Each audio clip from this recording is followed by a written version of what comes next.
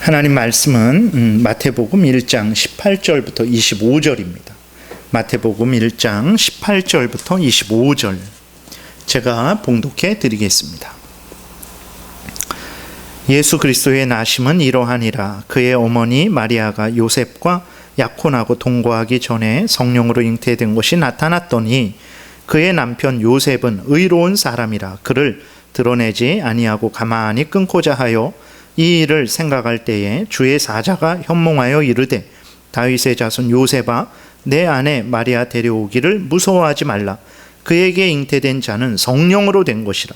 아들을 낳으리니 이름을 예수라 하라. 이는 그가 자기 백성들을 그들의 죄에서 구원할 자이심이라 하니라. 이 모든 일이 된 것은 주께서 선지자로 하신 말씀을 이루려 하심이니 이르시되 보라 처녀가 잉태하여 아들을 낳을 것이요 그 이름은 임마누엘이라 하리라 하셨으니 이를 번역한즉 하나님이 우리와 함께 계시다 함이라. 요셉이 잠에서 깨어 일어나 주의 사자의 분부대로 행하여 그의 아내를 데려왔으나 아들을 낳기까지 동침하지 아니하더니 나음에 이름을 예수라 하니라. 아멘. 기도드리겠습니다. 살아계신 하나님, 이 시간 또 하나님의 말씀에 기록된 하나님의 뜻을 전하고 듣습니다. 성령께서 역사하셔서 또 우리를 향해 알려주시는 하나님의 뜻을 잘 깨달아 알게 도우시고 우리의 신앙생활에 등불이요 빛이 되게 도우소서. 온전히 주장하시고 또 곳곳에서 또 이렇게 감사함으로 하나님 앞에 믿음으로 예배하는 모든 하나님의 택한 백성들에게 큰 은혜를 베풀어 주옵소서. 예수님 이름으로 기도드렸습니다. 아멘. 오늘은 이제 특별히 성령으로 잉태되어 나신 그리스도라는 그러한 제목으로 말씀을 드리겠습니다. 근데 이제 첫 부분은 이제 예수 그리스도께서 왜 인간이 되셨는지에 대해서 좀 마무리를 하고 그 다음에 예수 그리스도께서 왜 성령으로 잉태되셨는가에 대해서 이제 말씀을 드리겠습니다. 사도신경에 우리가 이렇게 보게 되면 예수 그리스도에 대해서 고백할 때 첫 번째 그 외아들 우리 주 예수 그리스도를 믿사오니 그래서요. 두 번째 이는 성령으로 잉태하사 동정녀 마리아에게 나시고 그래서 이는 성령으로 잉태하사 동정녀 마리아에게 나시고가 두 가지 의미가 있죠. 지난번에도 말씀드리고 오늘까지 말씀드리고자 하는 것. 첫 번째는 그 두 번째 고백의 의미는 예수 그리스도께서 성자 하나님이 인간이 되셨다. 하나님이 인간이 되셨다라는 그 의미예요. 그러니까 예수 그리스도는 참 인간이시다. 참 하나님이시고 참 인간이시다라는 그 고백, 그 두 번째 고백에 그 의미가 들어있고 두 번째로는 그러면 왜 예수 그리스도께서 인간이 되셨는가? 바로 우리의 구주가 되시기 위해서 인간이 되셨다. 그 고백이 들어있고 두 번째로는 성령으로 잉태하셔서 이 땅에 인간이 되셨다. 그 성령으로 잉태되신 것에 대한 고백이 들어 있습니다. 그래서 첫 번째 부분을 이제 마무리하고 그 다음에 두 번째 성령으로 잉태되셨다라는 의미가 어떤 의미인지에 대해서 말씀을 드리겠습니다. 보게 되면 그 한번 오신문을 이제 읽겠습니다. 그리스도께서 우리의 육신을 취하실 필요가 있습니까?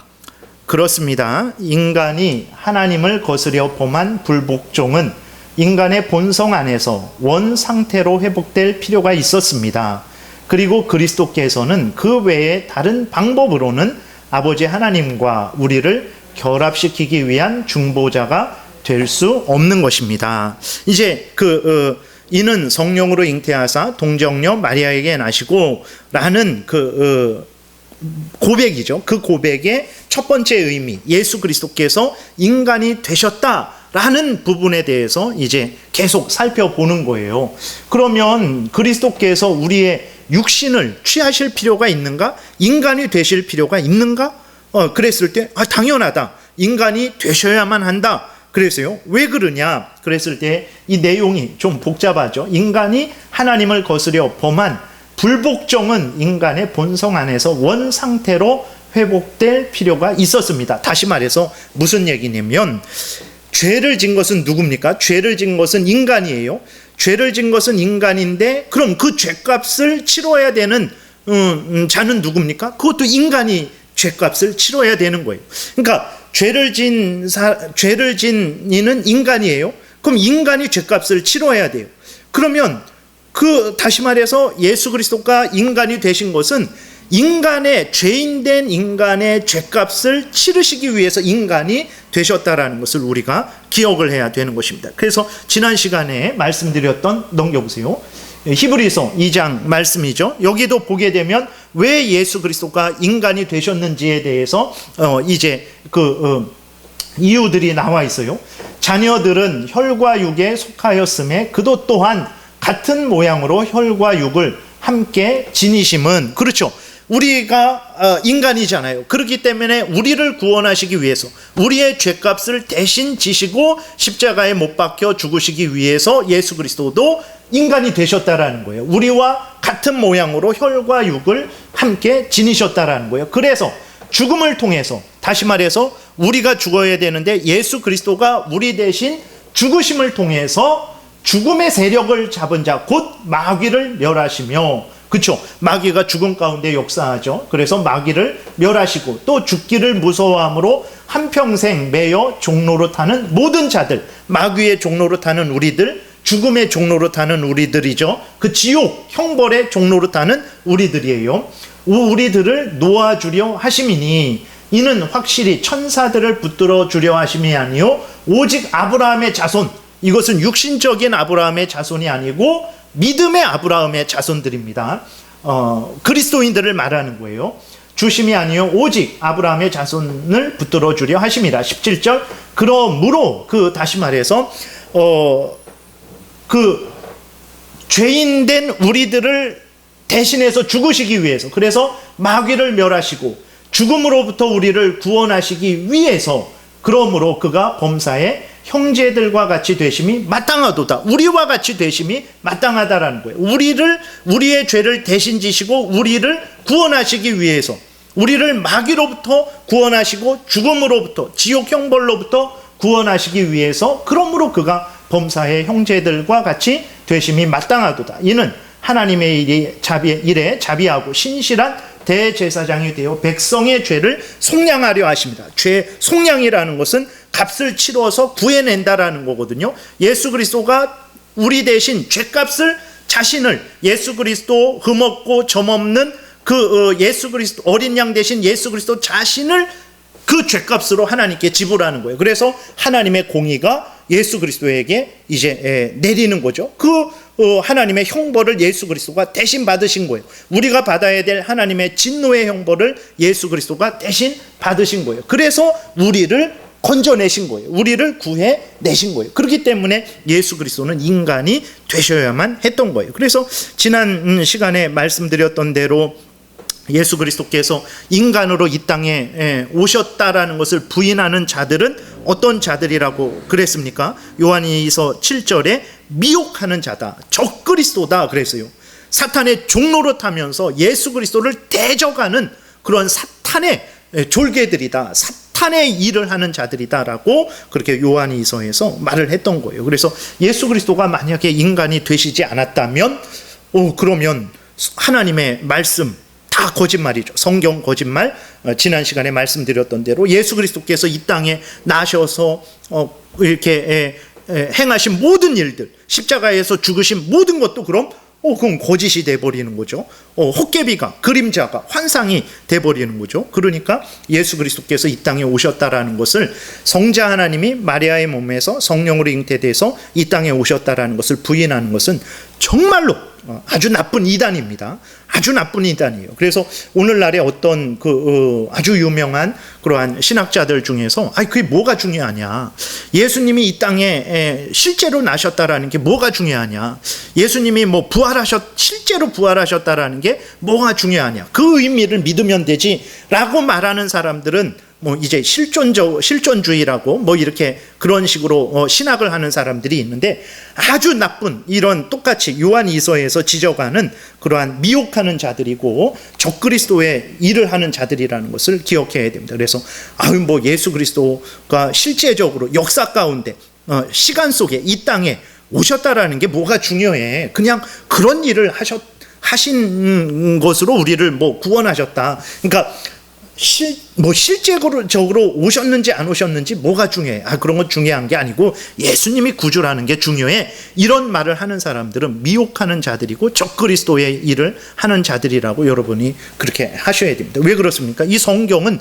실제 역사, 이 땅에 있었던 실제 일을 기록한 거예요. 그게 실제가 아니라면 우리가 지금 어떻게 죄 용서함을 받고 구원을 받겠습니까? 실제예요. 이 모든 것들은 실제, 하나님의 그 구원의 역사는 이 역사 속에서 실제적으로 일어난 일인데 그게 뭐가 중요해? 하나님이 우리를 구원하시는 그 의미가 중요하지 아주 사탄의 앞잡이 노릇을 하는 자들이라는 것을 우리가 기억을 해야 됩니다. 51문. 그래서 다시 한번 반복해요. 그러면 당신은 예수 그리스도는 구주의 임무를 이루기 위하여, 그렇죠? 우리의 구주의 임무를 이루기 위하여 우리 자신의 인격과 같은 인간이 되지 않으면 안 되었다라고 생각하는 것입니까? 답, 그렇습니다. 우리는 우리 자신에게 결핍되어 있는 모든 것을 그분 안에서 회복해야 하기 때문입니다. 이것은 다른 방법으로는 이루어질 수 없는 것입니다. 그렇죠? 정말 우리를 구원하시기 위해서 예수 그리스도는 인간이 되셔야 했던 거예요. 그리고 우리들이 회복되기 위해서 죄 용서함을 받고 하나님 앞에 온전해지기 위해서는 오직 예수 그리스도 안에서만 가능한 거예요. 그 예수 그리스도는 정말 실제적으로 동정녀 마리아의 몸에서 성령으로 잉태되셔서 이 땅에 나신 예수 그리스도지 이 땅에 오시지도 않은 예수 그리스도가 아닙니다. 그분은 실제로 동정녀 마리아에게서 인간이 되셔서 우리의 구주가 되신 분이라는 것을 기억해야 됩니다. 그래서 성경의 실제 역사적인 이 사건들을 그게 뭐가 중요해? 의미가 중요하지 라고 말하는 사람들은 적그리스도의 일을 하는, 그래서 그런 사람들의 말은 여러분들이 절대로 듣지 마세요.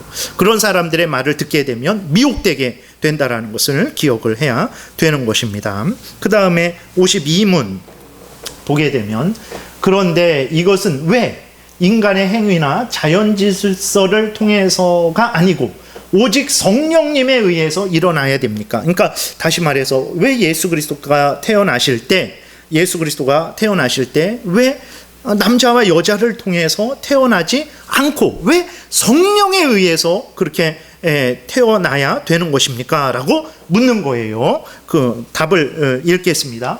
왜냐하면 인간의 본성은 그 자체가 부패되었기 때문입니다. 그리하여 성령님께서는 이 잉태를 인도하시어 우리 주님을 모든 부패로부터 보호하시고 또 그분을 거룩함으로 채워주셨던 것입니다. 이게 아주 중요합니다. 그러니까 사도신경의 두 번째, 우리 보게 되면 첫 번째 고백은 그 외아들 우리 주 예수 그리스도를 믿사오니 라는 고백이죠. 두 번째 고백은 이는 성령으로 잉태하사 동정녀 마리아에게 나시고, 그래서 이 두 번째 고백이 예수님이 성자 하나님이 인간이 되셨다라는 것을 고백하는 의미고, 두 번째로는 예수 그리스도께서 인간이 되셨는데 남자와 여자를 통해서 인간이 되신 것이 아니고 성령에 의해서 인간이 되셨다라는 것을 강조하는 거거든요. 그래서 사도신경에 그 고백하고 있잖아요. 이는 성령으로 잉태하사 동정녀 마리아에게 나셨다. 예수 그리스도는 성령으로 잉태하셔서 마리아를 통해서 이 땅에 태어나셨다라고 말하는 게 왜 그렇게 중요하냐라고 이렇게 그것을 묻는 거예요. 그러면 오늘 본문에서도 보게 되면 18절에 그 오늘 읽은 마태복음 1장 본문을 보게 되면 18절에서도 뭐라고 말합니까? 예수 그리스도의 나심은 이러하니라. 그의 어머니 마리아가 요셉과 약혼하고 동거하기 전에 성령으로 잉태된 것이 나타났다. 성령으로 잉태한 것을 말하고 있어요. 20절에도 그에게 잉태된 자는 성령으로 된 것이니 예수 그리스도가 성령에 의해서 잉태됐다라는 걸 20절에서도 또 얘기하고 있어요. 21절 보라 처녀가 잉태하여 아들을 낳을 것이다. 남자와 여자를 통해서 잉태된 게 아니라 성령에 의해서 동정녀 마리아에게서 이제 나셨다. 이것을 이야기하고 있어요. 그리고 그 끝쪽에도 보게 되면 25절 아들을 낳기까지 동침하지 아니했다라고 이렇게 분명히 말하고 있어요. 그래서 성경은 예수 그리스도가 남자와 여자를 통해서 잉태된 것이 아니다 그럼 어떻게 잉태됐냐? 성령에 의해서 잉태되었다를 아주 분명하게 강조하고 있단 말이에요. 그럼 성경이 왜 이렇게 성령에 의해서 예수 그리스도가 잉태되신 것을 강조하냐? 왜 그러냐면 아담이 이제 범죄를 했잖아요. 아담이 범죄했어요. 그래서 무슨 결과가 있게 됐습니까? 아담이 그 죄의 책임을 져야 되는 거예요. 죄책이 있습니다. 그리고 범죄한 아담은 범죄하자마자 어떻게 됐습니까? 하나님의 형상을 박탈당했어요. 그리고 죄로 오염되고 부패되었어요. 죄의 책임이 있게 되었고 죄의 형벌을 받아야 되죠. 죄의 책임이 있게 되었고 부패됐어요. 죄로 오염되고 부패되었어요. 이 아담의 상태, 죄의 책임, 범죄한 자죠. 죄인이죠. 죄의 형벌을 받아야 되는 자고 하나님의 형상을 박탈당해서 죄로 오염되고 부패된 자예요.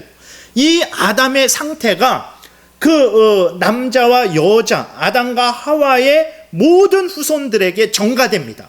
모든 후손들에게 돌려지는 거예요. 그래서 우리들이 지금 예를 들어서 아기를 낳잖아요. 아주 조그만 갓난 아기들을 보게 되면 정말 눈에 넣어도 아프지 않고, 아이고 이렇게 깨끗하고 순수하고 정말 맑은 아이들이 있을까? 정말 이렇게 순수한 영혼이 있을까? 우리들은 그렇게 하잖아요. 이 아기들이 나쁜 생각을 하겠습니까? 나쁜 욕을 하겠습니까? 나쁜 행동을 하겠습니까? 그저 그냥 정말 엄마 앞에서 옹알이하는 그 아이들을 볼 때에 얼마나 정말 순수하고 참 사랑스럽습니까? 근데 믿음의 눈을 뜨고 성경의 근거에서 보게 되면 그렇게 순수하고 깨끗하지만, 그러나 갓난 아기도 자기가 나쁜 생각 하나도 안 했고 나쁜 말 하나도 안 했고 나쁜 행동 하나도 안 했지만 그 아담의 죄책, 아담의 죄의 책임, 그 다음에 죄로 오염되고 부패된 본성, 그 죄된 본성, 이게 원죄예요. 이 원죄가 있는 아기예요. 그래서 그 아기도 하나님의 특별한 은혜로 거듭나지 않는다면 구원을 얻을 수 없는 거예요. 예. 그러니까 부패된 아담과 하와에서 태어나는 모든 그 인간들은 이렇게 아담의 죄책과 오염을, 죄의 부패를 물려받습니다. 그게 원죄예요. 물려받는데 예수 그리스도는 그러한 아담의 후손으로서 남자와 여자를 부패된 그러한 남자와 여자의 생육법을 통해서 나지 아니하시고 성령께서 마리아의 몸에서 잉태되게 하셔서 나게 하신 거예요. 그래서 예수 그리스도는 참 인간이시죠. 잉태되셔서 나셨으니까. 그러나 이러한 아담의 죄책과 부패가 물려받는 그러한 가운데 잉태되신 게 아니에요. 그래서 왜 성령으로 예수 그리스도가 잉태되셨냐? 바로 이렇게 아담의 죄책과 부패성, 다시 말해서 원죄의 그러한 오염으로부터 보호하시기 위해서. 그래서 예수 그리스도는 이 땅에 태어나실 때 죄가 없으셨고, 이 땅에 태어나셔서 하나님의 일을 하실 때에도 죄를 범하지 않으셨어요. 그래서 예수 그리스도는 흠없고 티없는, 죄 없는 하나님의 어린 양이세요. 온전한 속죄 제물이 될 수 있었던 것입니다. 그렇기 때문에 예수 그리스도가 잉태되시는데 어떻게 잉태되셔야 됐냐면 성령에 의해서 잉태되셔야 됐던 거예요. 그래야 예수 그리스도가 우리들이, 모든 일반적인 인간들이 타고나는 원죄 없이 이 땅에 태어나서 우리들을 위한 속죄 제물이 될 수 있었기 때문에 그런 것입니다. 그렇기 때문에 예수 그리스도는 성령으로 잉태되신 거예요. 그렇기 때문에 예수 그리스도는 그냥 마리아와 요셉의 관계에서 태어났다라고 말한다면 그것은 그 사람도 이단이 되는 거예요. 그 사람은 예수 그리스도를 죄인으로 그렇게 몰아가는 것이고, 성경에서 말하는 것과 다르게 말하는 자가 된다라는 것을 우리가 기억해야 됩니다. 왜 예수 그리스도가 성령으로 잉태됐냐? 모든 인간들이 물려받는 그러한 원죄로부터 자유롭게 하시기 위해서, 원죄 없이 구별되게 태어나게 하시기 위해서, 그렇게 거룩하고 흠이 없게 하시기 위해서 예수 그리스도는 성령으로 잉태되셨다라는 것을 우리가 기억해야 됩니다. 그래서 여러분, 우리가 이렇게 성령으로 잉태되었다라는 그 의미를 늘 생각해야 되겠습니다. 53문. 이로써 다른 사람들을 거룩하게 만들어야 하실 그리스도께서는 아무 흠이 없으시고, 그러니까 성령으로 잉태되셨기 때문에 죄가 없으시죠. 그렇기 때문에 그리스도께서는 아무 흠이 없으시고 모태로부터 본래적인 깨끗함으로 하나님께 바쳐지신 거예요. 그래서 인간의 보편적인 부패의 지배를, 그렇죠, 모든 인간들이 죄로 오염되고 부패되었는데 그 죄로 오염되고 부패된 지배를 받지 않으신다는 사실이 확증되었다라는 것입니까? 네, 그렇습니다. 그 다음에 53은 그러면 왜 그분이 우리의 주님이 되십니까? 다른 사람이 주님이 되면 안 됩니까? 예, 그걸 하는 거죠. 그분은 우리를 다스리시고 하늘과 땅 위에서 하나님의 왕권과 주권을 행사하시며 천사들과 성도들의 머리가 되시도록 하나님 아버지로부터 세움을 받으셨기 때문입니다. 왜 예수 그리스도가 우리의 주가 되셨다라고요? 하나님이 예수 그리스도를 주로 세우셨기 때문에 그런 거예요. 한번 넘겨보세요. 사도행전 4장 12절 보세요. 다른 이로서는 구원을 받을 수 없나니 천하 사람 중에 구원을 받을 만한 다른 이름을 우리에게 주신 일이 없습니다. 예수 외에는 하나님이 다른 구원자를 세우시지 않았어요. 네. 교황도 구원자가 아닙니다. 신천지 이만희 더더군다나 그럴 수 없는 거예요. 오직 예수 그리스도만이 우리의 구원자가 되신다라는. 그래서 여러분, 절대로 사람을 의지할 이유가 없는 거예요. 예수 그리스도가 우리의 구원자시고 다른 구원자는 세우신 적이 없습니다. 그렇기 때문에 하나님이 예수 그리스도를 구원자로 세우셨기 때문에 그분이 우리의 구원자가 되시는 거예요. 그 다음에 사도행전 5장 30절, 너희가 나무에 달아 죽인 예수를 우리 조상의 하나님이 살리시고 이스라엘에게 회개함과 죄사함을 주시려고 그를 오른손으로 높이사 임금과 구주로 삼으셨다 그랬어요.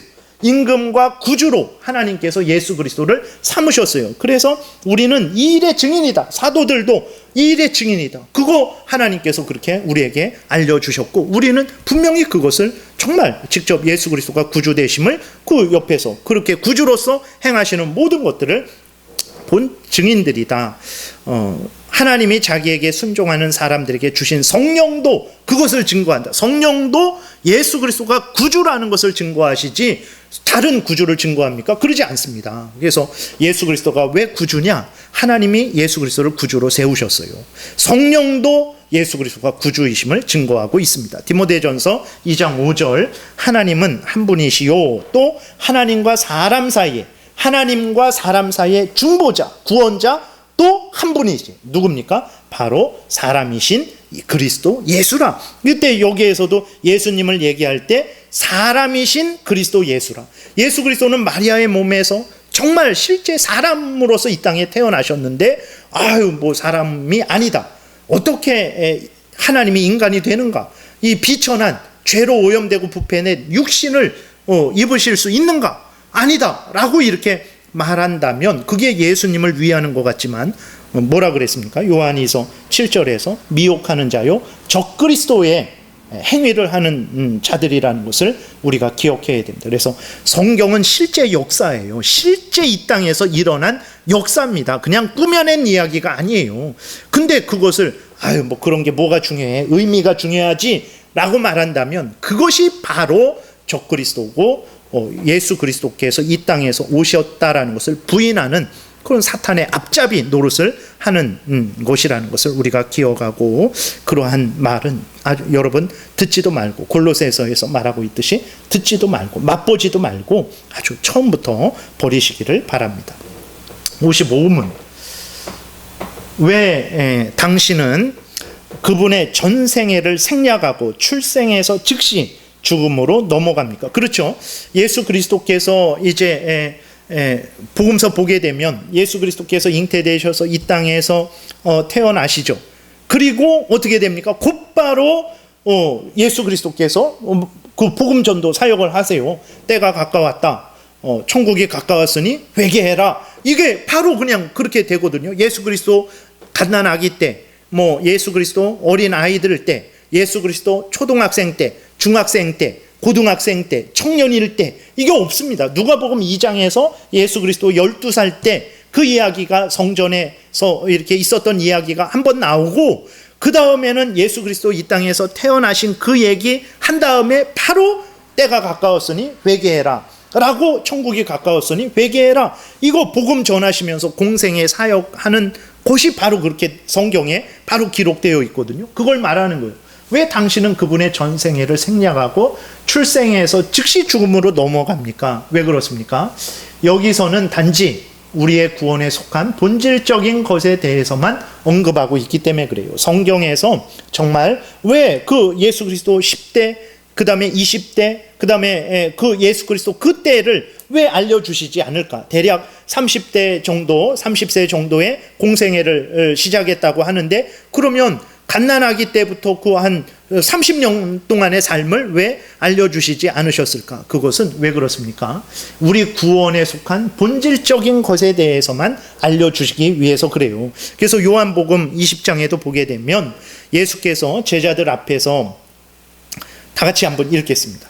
예수께서 제자들 앞에서 이 책에 기록되지 아니한 다른 표적도 많이 행하셨으나 오직 이것을 기록함은 너희로 예수께서 하나님의 아들 그리스도이심을 믿게 하려 함이요, 또 너희로 믿고 그 이름을 힘입어 생명을 얻게 하려 함이니라.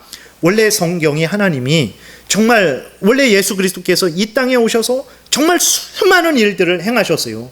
근데 왜 요 정도만, 왜 이야기하는 대로 왜 10대 때, 20대 때 그러한 내용은 없습니까? 왜 그런 거 기록 안 하셨습니까?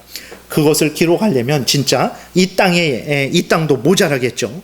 그리고 하나님이 예수 그리스도를 통해서 우리에게 정말 알려주시고자 하는 것은 우리의 구원에 속한 그 본질적이고 핵심적인 그것만 알려주시기로 뜻하셨기 때문에 그렇고, 예수 그리스도의 10대, 20대 시절을 몰라도 이렇게 성경에 기록된 그 예수 그리스도의 공생의 사역, 그걸로도 충분히 우리가 구원을 얻을 수 있는 거예요. 그렇기 때문에 우리가 그러한 것들에 대해서 어떤 다른 호기심을 가질 필요가 없습니다. 그래서 여러분 혹시라도 뭐 이렇게 책이나 무슨 영화나 이렇게 해갖고 예수 그리스도, 성경에서 말하고 있지도 않은데 예수 그리스도의 어린 시절, 예수 그리스도의 뭐 청소년 시절, 예수 그리스도의 청년 시절 이렇게 이야기하면 보지 마시고 듣지도 마세요. 아니, 성경에도 없는 것을 그가 어떻게 알겠어요? 다 거짓말이니까 듣지도 말고 보지도 마셔야 됩니다. 그래서 성경에서 알려주는 것은 알아야 됩니다. 근데 성경에서 알려주지 않으면 호기심을 갖지 마세요. 하나님이 몰라서 깜빡하고 안 알려주신 게 아니에요. 이것만 알라고 우리에게 이것만 알려주신 것이기 때문에 성경에서 알려주시는 것은 열심히 다 알되, 알려주시지 않는 것은 여러분 알려고 하지도 말아야 됩니다. 그게 올바른 거예요. 성경이 가는 데까지 가고 멈추는 데서 멈추는 게 올바른 신앙 생활입니다. 그 다음 56문 답을 읽어주세요. 왜 당신은 한마디로 그분이 죽으셨다고 말하지 않고 본디오 빌라도에게 관하여 말하며 또한 그에게서 고난을 받았다고 말합니까? 그것은 단순히 이 이야기의 확실성을 우리에게 증명하기 위할 뿐만 아니라 또한 그분의 죽음이 정죄와 연결되어 있다는 사실을 명백하게 표현하기 위한 것입니다. 이제 그 두 번째 고백은 넘어가고 세 번째 고백이 있어요. 본디오 빌라도에게 고난을 받으사, 이렇게 그 부분에 대해서 이제 살펴보는 것입니다. 그래서 여러분, 이렇게 우리가 사도신경을 주일 오전 예배만 참석한다라고 했을 때 1년에 52번 고백을 합니다. 10년이면 520번 고백을 해요. 그러면 여러분, 왜 그럼 그렇게 고백하실 때 그러면 진짜 왜 본디오 빌라도에게 고난을 받으사라고 말하고 있지? 라고 생각해 보셨습니까? 왜 본디오 빌라도에게 고난을 받으사? 아니, 유대인들에게도 고난을 많이 받으셨잖아요. 네. 그 백성들에게도 많은 고난을 받으셨단 말이에요.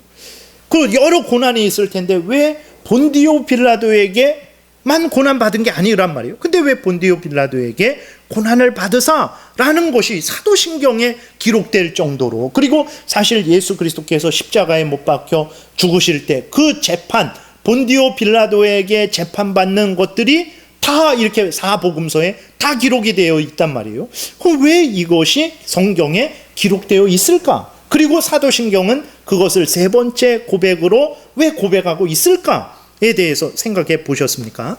왜 그러냐면, 첫 번째는 예수 그리스도께서 이 땅에 오셔서 행하시고 그 정죄받으시고 죽으신 것이 꾸며낸 이야기가 아니다라는 것을 그 로마 총독인, 실제 로마 총독인 본디오 빌라도를 통해서 증거하시는 거예요.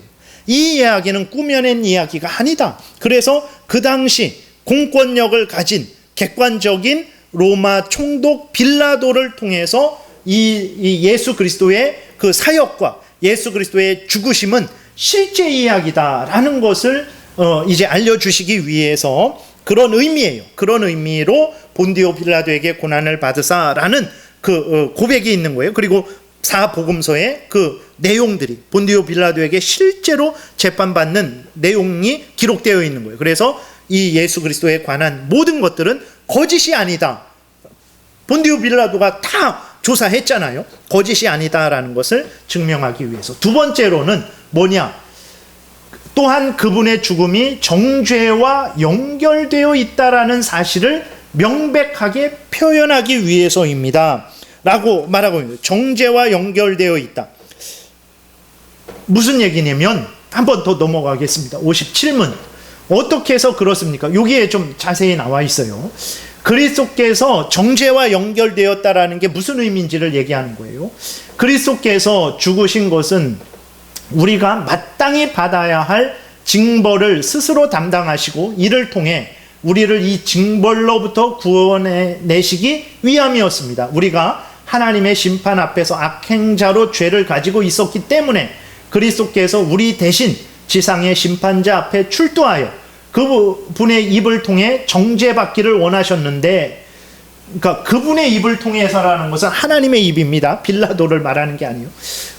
정죄받기를 원하셨는데, 이는 하늘에 계신 재판관의 보좌 앞에서 우리를 죄가 없다라고 해주시기 위함입니다. 말이 어려운데 설명을 드리겠습니다. 뭔 얘기냐면, 왜 본디오 빌라도에게 재판을 받게 하셨을까? 그냥 예수 그리스도가 그 유대인들이 붙잡아 대제사장들이 보낸 무리들과 유다가 예수님 앞에 그 겟세마네 동산에 가갖고 그렇게 예수님을 붙잡아서 그 대제사장의 집으로 끌고 갔잖아요.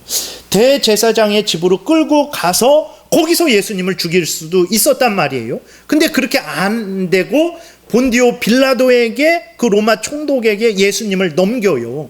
그래서 그 본디오 빌라도에게 정죄를 받게 합니다. 그래서 예수님이 십자가에 못 박혀 죽게 되거든요. 왜 그런 일이 있게 하셨나? 그랬을 때 첫 번째로는 이 예수님이 행하신 모든 일들이 거짓이 아니다, 꾸며낸 이야기가 아니다 라는 것을 본디오 빌라도, 그 당시의 공권력 로마 제국의 총독을 통해서 증명하는 것이고, 두 번째로는 뭐냐면, 이게 중요한데, 이게 이 전체에서 이야기하는 거예요. 요약해서 말씀드리면, 예수 그리스도는 본디오 빌라도가 예수 그리스도를 조사했을 때 본디오 빌라도는 예수 그리스도에게서 죄를 하나도 발견할 수가 없었어요. 그래서 본디오 빌라도를 통해서 하나님이 예수 그리스도가 어떤 분인지를 드러내는 거예요. 첫 번째, 예수는 죄 없는 분이다라는 것을 드러내는 거예요. 예수 그리스도는 이렇게 붙잡혀서 이제 죽게 되는데, 예수님의 죄 때문에, 예수님이 죄인이라서, 예수님이 범죄해서 죽는 것이 아니다라는 것을 드러내는 거예요. 두 번째, 근데도 예수님이 죄인이라고 정죄됐잖아요. 죄가 없는 분인데 죄인이라고 정죄돼서 죽습니다. 뭐냐?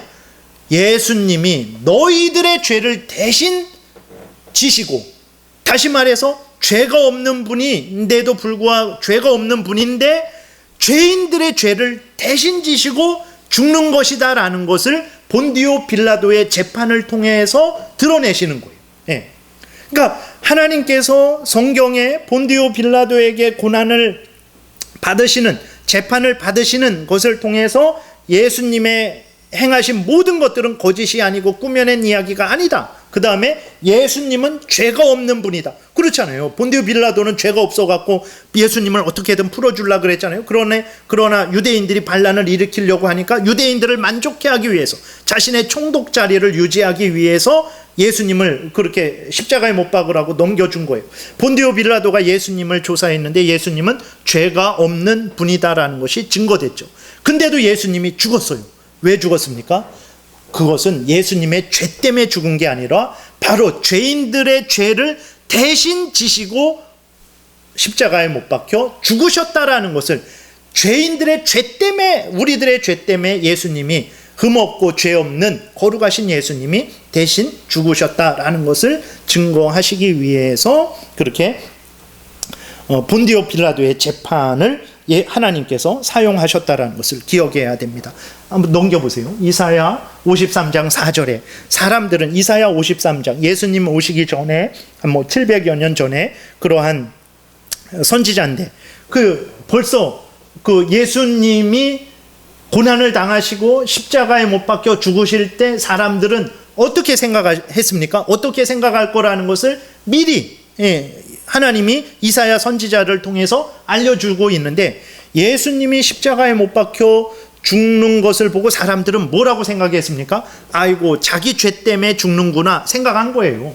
그는 실로 우리의 질고를, 우리의 죄값을 지고 우리의 슬픔을 당했는데, 우리는 생각하기를, 그 당시 사람들도 그렇고 우리들도 그렇고 생각하기를 뭐라고 생각합니까? 그는 징벌을 받아 하나님께 맞으며 고난을 당한다. 자기 죄 때문에 그렇게 고난을 당한다라고 오해하는 거예요. 우리의 질고를 지고 우리 슬픔을 당한 것인데, 예수 그리스도 자신의 죄 때문에 그렇게 십자가에 못 박혀 죽은 거고, 뭔가 죄가 있으니까, 잘못한 게 있으니까 죽었겠지, 십자가에 못 박히는 형벌을 받았겠지, 이렇게 생각을 한다라는 거예요. 아닙니다. 아니에요. 그래서 하나님이 그 당시에 로마 제국의 공권력, 그것을 사용하셔서, 빌라도를 사용하셔서 예수 그리스도는 죄가 없는 분이다, 예수님 자신의 죄 때문에 죽는 것이 아니다. 그럼 누구 때문에 죽냐? 죄 없는 분임에도 불구하고 바로 우리들의 죄 때문에, 인간들의 죄 때문에 그 죄를 대신 지시고 죽는 것이다라는 것을 증거하시는 거예요. 그것을 알려주시려고 본디오 빌라도의 재판을 하나님께서 사용하셨다라는 것을 우리가 기억을 해야 되는 것입니다. 그래서 마지막 보게 되면, 그렇지만 이게 다 이렇게 요약해서, 아직까지 이야기한 걸 요약해서 말하는 거예요.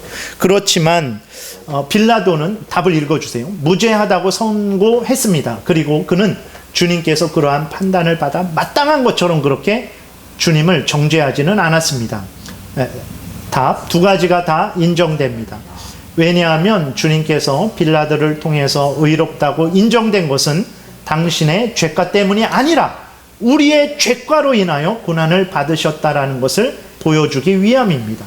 그러나 주님께서 동일한 사람을 통해 공적으로 정죄를 받으신 것은 주님께서 참으로 우리의 대리자이심을, 즉 우리의 죄를 사하시기 위해서 우리 대신 정죄 받으셨음을 보여주기 위함입니다.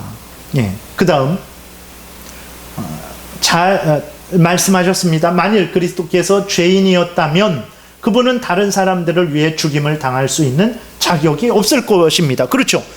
나도 죄인인데 내 죄값을 빨리 해결해야지 무슨 다른 사람을 대신해서 죽습니까? 그럴 수 없죠.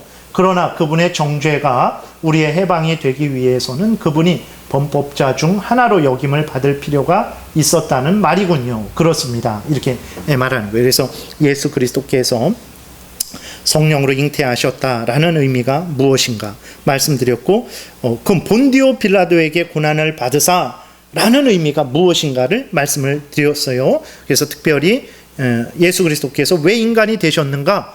우리의 죄를 진 인간이죠. 인간이 죄값을 받아야 돼요. 그러면 그 인간의 죄값을 대신 치르기 위해서 인간이 되신 거예요. 그래서 예수 그리스도가 인간이 되신 것을 중요하게 생각하지 않고 그것을 부인한다? 그는 적그리스도, 다시 말해서 사탄의 졸개 역할을 하는 사람이라는 것을 우리가 기억을 해야 됩니다. 왜 예수 그리스도께서 본디오 빌라도에게 고난을 받으신, 재판을 받고 십자가에 형벌로 넘겨지셔서 죽게 된 이야기들이 사복음서에 다 기록되어 있고, 사도행전에 그 사복음서에 근거해서 사도행전에서 그렇게 본디오 빌라도에게 고난을 받았다라고 고백하고 있는가? 첫 번째로는 그 당시 공권력을 통해서 예수 그리스도께서 행하신 그 모든 것들이 꾸며낸 이야기가 아니라 실제다. 두 번째로는 예수 그리스도는 죄 없는 분이다 라는 것을 증거하는 거예요. 세 번째로는 그럼에도 불구하고 예수님이 죽은 것은 바로 우리의 죄 때문에, 우리의 죄를 대신해서 죄 없는 예수 그리스도가 죽으신 것이다 라는 것을 하나님이 알려주시기 위해서 본디오 빌라도에게 고난을 받으신, 본디오 빌라도에게 재판을 받으신 그 기록을 사복음서에 그렇게 남겨두셨다라는 것이고, 우리 믿음의 조상들은, 믿음의 선배들은 그 중요한 고백을, 왜냐하면 그 본디오 빌라도의 사건을 통해서 하나님께서 드러내시고자 하는 그 놀라운 그 뜻이 있잖아요. 그렇기 때문에 사도신경에 그렇게 기록해서 고백을 하고 있는 것입니다. 이것을 여러분들이 잘 기억하시기 바랍니다. 기도드리겠습니다. 살아계신 하나님, 감사합니다. 사도신경을 수없이 고백하지만 사실 그 뜻을 깊이 생각하고 알려고 하지 않은 참 우리들임을 다시 한번 고백합니다.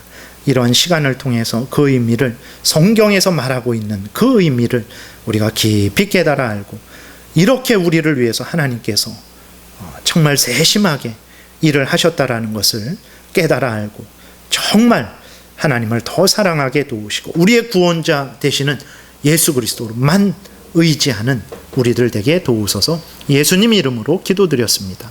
아멘.